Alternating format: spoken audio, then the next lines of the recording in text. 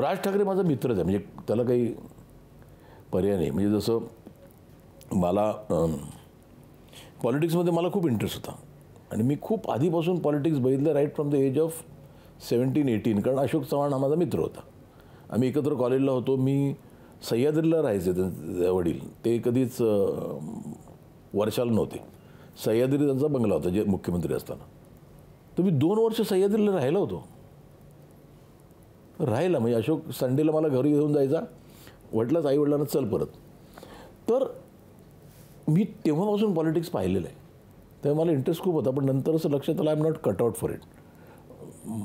मला तोंड बंद कधी करायचं ते कळत नाही, त्यामुळे मी पॉलिटिक्समध्ये थांबायचं नाही.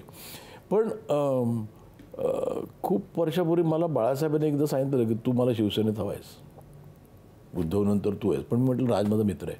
मला त्यानंतर खूप लोक म्हणाले की ऑपॉर्च्युनिटी मिस केलीस, तू मिनिस्टर झाला असता. मी म्हटलं पण माझा मित्र राहिला नसता राज ठाकरे.